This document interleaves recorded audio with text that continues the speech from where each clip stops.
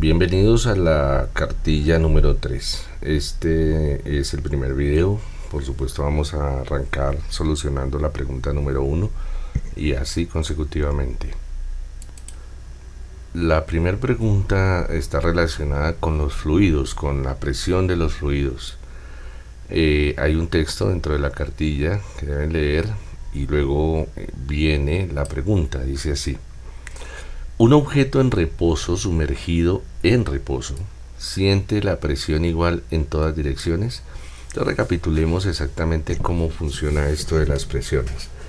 Nosotros vimos ahí en el salón de clases que cuando, por ejemplo, un buzo se sumergía, la presión que sentía él en todo su cuerpo dependía de la profundidad a la que estaba. Lo que quería decir que entre más hondo estuviese el buzo, muchísima más presión iba a sentir en su cuerpo. Ahora, el cuerpo no siente presión solamente por la parte de arriba, a pesar de que la definición está que es el peso o la columna de agua que está sobre su cabeza o sobre su cuerpo.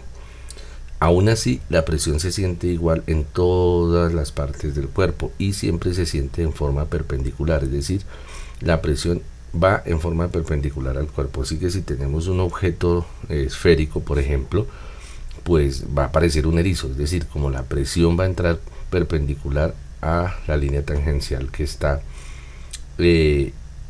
digamos, en toda la superficie. En ese orden de ideas, entonces, miremos a ver las respuestas. Recuerde que aquí lo que estamos haciendo es preparándonos para el ICFES, y aquí es importantísimo que nosotros aprendamos a diferenciar las preguntas, aprendamos a identificar las trampas que tienen y saber que aunque algunas preguntas tipo ICFES dicen la verdad, no necesariamente responden la pregunta. Así que arranquemos con esta. No. Si la fuerza que ejerce el fluido es perpendicular a la superficie del objeto, entonces si el objeto está más profundo siente mayor fuerza por el lomo superior. Fíjense que aquí arrancamos con una verdad. La fuerza que ejerce el fluido es perpendicular a la superficie del objeto. Si usted hace una lectura muy superficial del texto, esto lo va a confundir, ¿sí? ¿Por qué? Porque está literalmente, o fue transliteral lo que estaba en la pregunta. Sin embargo, si lo lee con mejor detenimiento, a pesar de que esto es verdad, aquí abajo hay un absurdo. Es decir, es como si usted estuviese hablando de una cosa y luego termina hablando de otra. Por tal razón, esta deberíamos descartarla inicialmente, no solamente porque es evidentemente contraria a lo que acabamos de decir, sino porque además dentro de su redacción tiene una verdad, pero también tiene una parte de la respuesta que es contraria a lo anterior, es decir, un absurdo. Ahora vamos a la B. Sí, un objeto en reposo sumergido en fluido en reposo experimenta la misma presión en todas las direcciones. La presión se transmite con igual intensidad. Es lo que acabamos de explicar, razón por la cual lo más probable es que esta sea la respuesta correcta. Sin embargo, como siempre les hago la recomendación, deben mirar las otras dos respuestas. Sí, por definición el fluido es un conjunto de moléculas que se mantienen juntas debido a fuerzas de cohesión. Miren esta hermosura.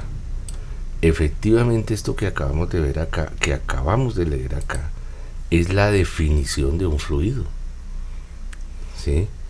Es la definición de un fluido. Esto es más verdad incluso que la B.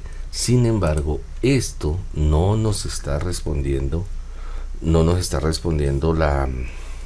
la pregunta, ¿sí?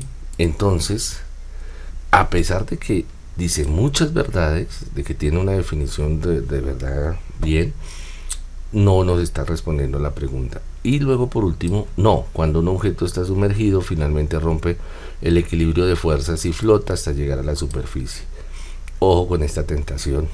Usted debe recordar que nunca ha visto una piedra flotando, así que no todos los objetos rompen el equilibrio de fuerzas y flotan.